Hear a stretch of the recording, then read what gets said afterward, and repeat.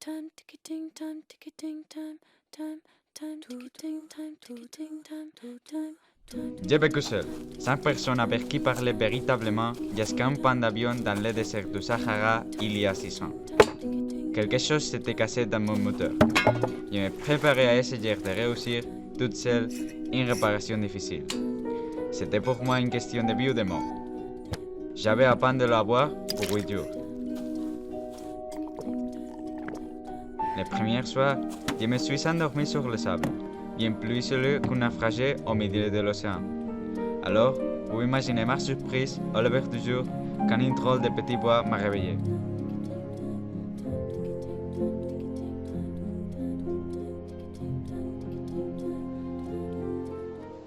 S'il vous plaît, dessine-moi un mouton. Hein? Dessine-moi un mouton. Mais qu'est-ce que tu fais là? S'il vous plaît, dessine-moi un mouton. Mais je ne sais pas dessiner. Ça ne fait rien. Dessine-moi un mouton.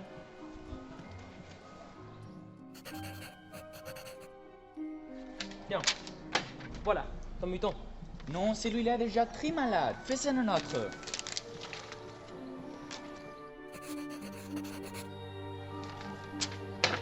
Voilà, Tout va bien, ce n'est pas un mouton, c'est un bélier. Il y a des cornes. d'accord.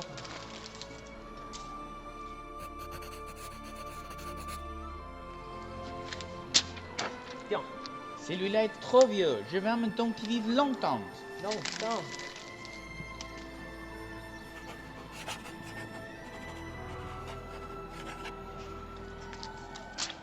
Tiens, ça, c'est la caisse.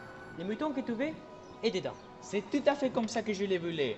Mais crois-tu qu'il faille beaucoup d'herbe à ce mouton? Pourquoi? Parce que chez moi, c'est tout petit. Ça suffira sûrement. Je t'ai donné un tout petit mouton. Pas si petit que ça. Tiens, il s'est endormi. Il me fallut longtemps pour comprendre d'où il venait. Ce sont des mots prononcés par hasard qui m'ont tout révélé. Sa planète d'origine était à peine plus grande qu'une maison. Oh, petit prince, j'ai compris peu à peu ta petite vie mélancolique. Un mouton, ça mange aussi les fleurs? Un mouton mange tout ce qu'il rencontre. Même les fleurs qui ont des épines? Oui, même les fleurs qui ont des épines. Alors les épines, à quoi servent-elles? Hein? Les épines, à quoi servent-elles? Les épines, ce ne sert à rien. C'est la pure méchanceté de la part du fleur. Oh, je ne te crois pas. Les fleurs sont faibles, elles sont naïves. Elles se croient terribles vers les épines. Et toi, tu crois que les fleurs... Mais non, j'ai répondu n'importe quoi. Moi, je m'occupe des choses sérieuses. Des choses sérieuses, des choses sérieuses. Tu parles comme les grandes personnes. Moi, je connais une planète où il y a un monsieur qui n'a jamais respiré une fleur, qui n'a jamais regardé une étoile, qui n'a jamais aimé personne. Il répète tout le temps, je suis un homme sérieux, je suis un homme sérieux. Mais ce n'est pas un homme, c'est un champignon. Un champignon? Je connais une fleur unique au monde, qui n'existe que dans ma planète. Mon petit mouton peut l'anéantir tout d'un seul coup, comme ça un matin, sans se rendre compte. Et ce n'est pas important, ça? Oh. J'avais lâché mes outils. Il y avait sur ma planète, la Terre, un petit prince à consoler.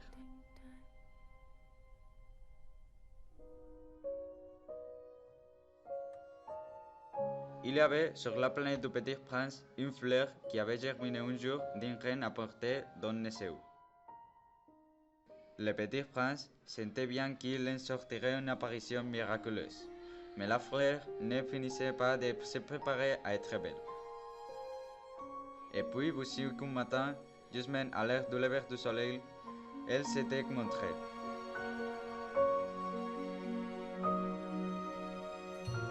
Je me réveille à peine. Je vous demande pardon, je suis encore tout découpée. Que vous êtes belle, n'est-ce pas? Et je suis née en même thème que le soleil. Aurez-vous la bonté de penser à moi? Je crois que c'est l'heure du petit déjeuner. Pardonnez-moi. J'ai horreur du coriandre. Vous n'aurez pas un paravent? Cette fleur est bien compliquée. Et puis, les soirs, vous me mettez sous un globe. C'est mal installé. Il fait très froid chez vous. Alors, c'est paravent. J'allais les chercher, mais vous me parliez.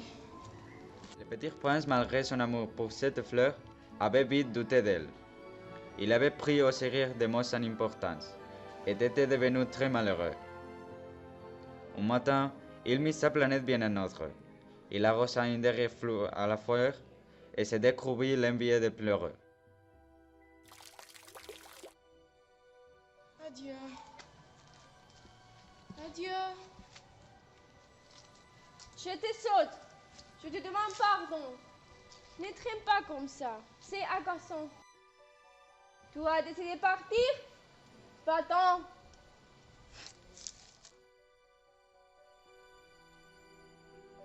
Il se trouvait dans la région d'astéroïdes 325, 326, 327, 328, 329 et 330.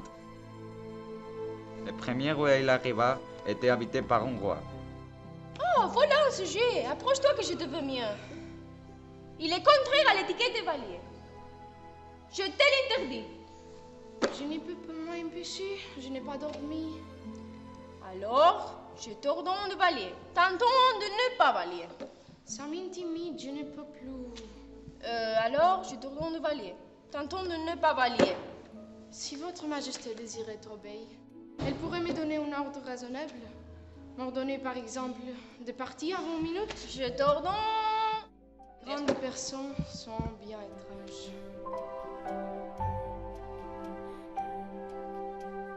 La seconde planète était habitée par une vanité. Ah, voilà la visite d'un admirateur. Bonjour, vous avez un drôle de chapeau. C'est pour saluer qu'un homme m'acclame. Et pour qu'il tombe, que faut-il faire? Les grandes personnes sont décidément bizarres.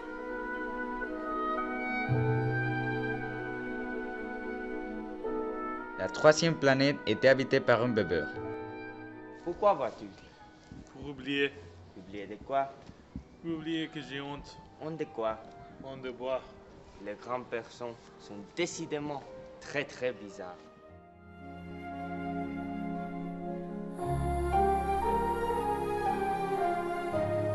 La quatrième planète était celle du businessman. Pour un 2, compte 5.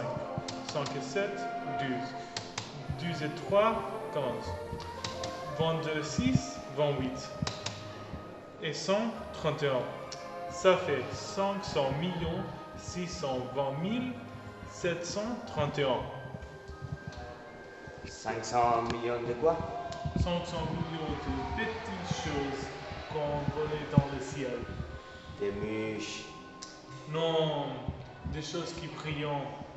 des abeilles, Mais non, de petites choses dorées qui font reverser le phénomène.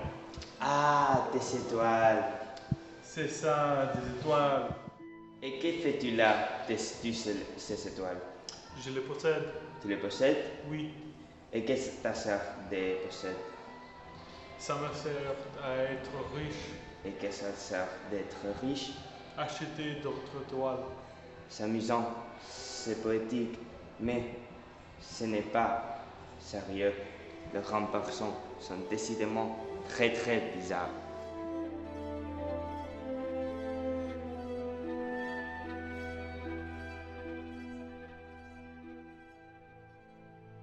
La cinquième planète était la plus petite de toutes.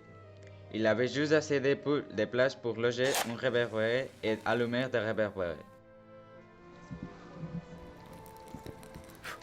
Bonjour, pourquoi viens-tu de ton revers? C'est le consigne, bonjour. Qu'est-ce que c'est la consigne? C'est d'entendre mon revers, bonsoir. Pourquoi viens-tu de rallumer? C'est la consigne, bonjour. Celui-là, c'est le seul qui ne me paraisse pas ridicule, parce qu'il s'occupait d'autre chose que de soi-même. C'est le seul qui peut être mon ami, mais sa planète est trop petite, il n'y a pas place pour deux.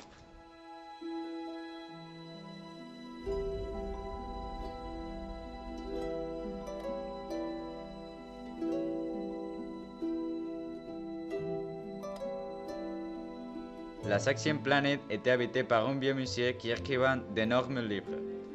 C'était un géographe qui conseilla au petit prince d'aller visiter la planète Terre. Il a une bonne réputation.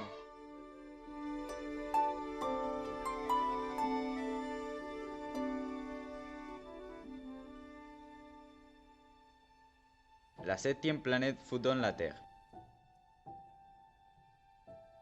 Bonne nuit. Bonne nuit. Sur quelle planète suis-je tombé? Sur la Terre, en Afrique. Ah, il n'y a donc pas personne sur la Terre. Ici, c'est le désert. Il n'y a personne dans le désert. La Terre est grande. Où sont les hommes? On est un peu seul dans le désert. On est seul aussi chez les hommes. Tu as un drôle de bête. moins comme un doigt. Mais je suis plus poussée qu'on voit. Je peux t'aider si tu regardes ta planète. Oh, je t'ai bien compris. Mais pourquoi parles-tu toujours par animes? Je le résous tout.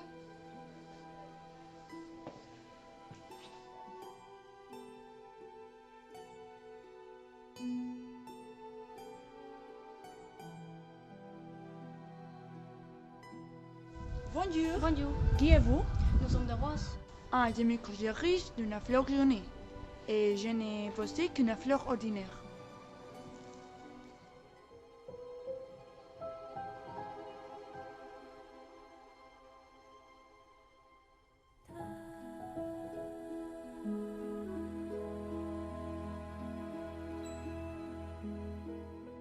Bonjour, Bonjour.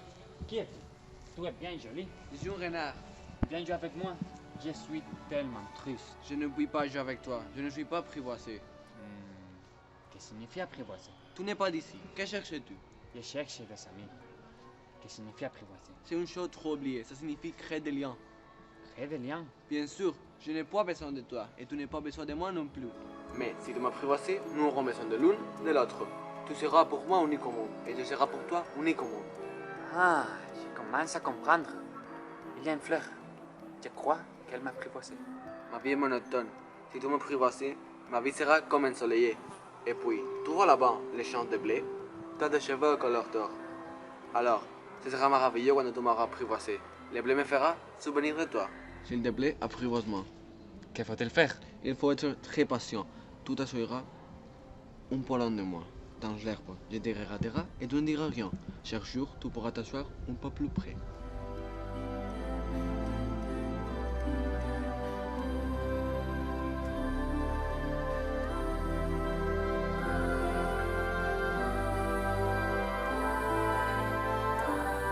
Ainsi, le petit prince apprivoisa les renards.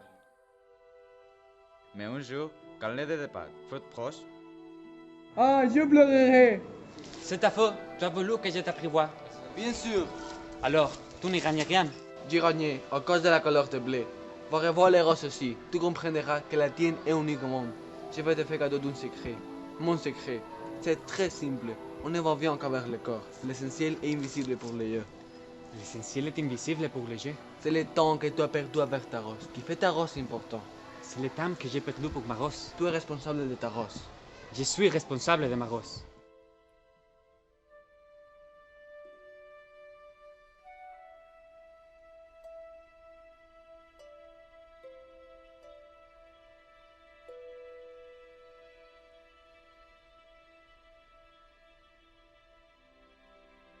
Ah, ils sont bien jolis tes souvenirs. Mais je n'ai pas encore réparé mon avion. Et je n'ai plus rien à boire. Mon ami le renard. Mon petit bonhomme, il n'est pas s'agit de renard. Pourquoi? Parce que va mourir de soif. J'ai soif aussi. Cherchons un bruit.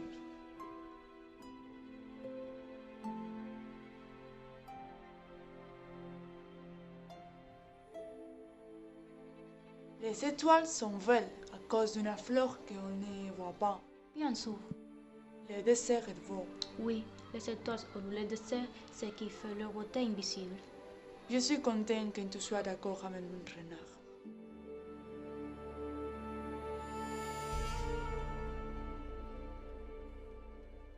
Les hommes de chez toi cultivent 5000 roses dans leur jardin. Et ils ne trouvent pas ce qu'ils cherchent. Bien sûr. Et pourtant, ce qu'ils cherchent pourrait être trouvé dans une seule rose. Bien sûr. Mais leur jeu, c'est un aveugle. Il faut chercher avec le cœur.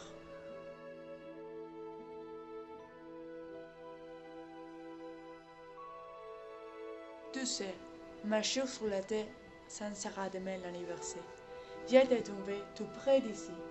Alors, ce n'est pas par ça que tu prenais comme ça, toute seule, dans le désert du Sahara. Tu retournais vers le point de ta chute à cause de l'anniversaire? Tu dois repartir vers ta machine. Je t'attends ici. Reviens demain soir. Ah, j'ai peur.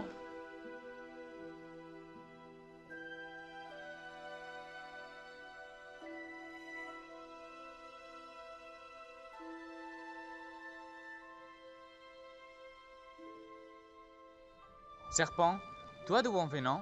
Tu es sûr de ne pas me faire souffrir longtemps? Quelle est cette histoire-là? Tu parles maintenant avec les serpents? Aujourd'hui, je rentre chez moi. Petit bonhomme, tu as peur. J'aurais bien plus peur ce soir. Petit bonhomme, je vais encore t'entendre rire.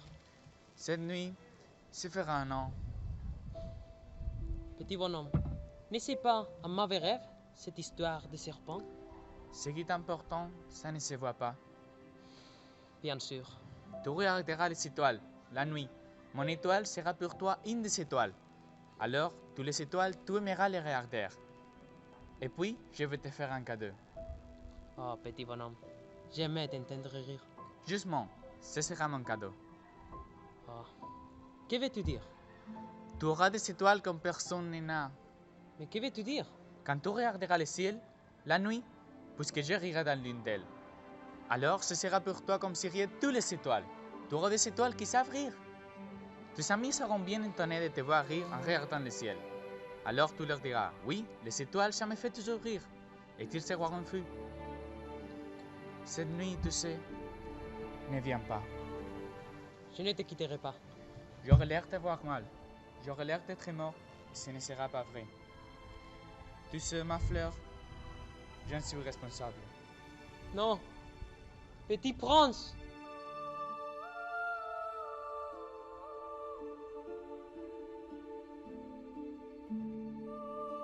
Et maintenant, ça fait 6 ans déjà. Je me suis un peu consolé. C'est-à-dire, pas tout à fait. Je sais bien qu'il est revenu à sa planète, car au lever du jour, je n'ai pas retrouvé son corps. J'aime la nuit, écouter les étoiles. C'est comme 105 millions de relos. Si vous voyagez un jour en Afrique, dans le désert du Sahara, s'il vous arrive de passer par là, ne vous pressez pas. Attendez un peu. Si un enfant vient à vous, s'il rit, s'il a des cheveux d'or, s'il ne répond pas quand on l'interroge, vous devinerez bien qui il est. Alors, soyez gentil, écrivez-moi vite qu'il est revenu.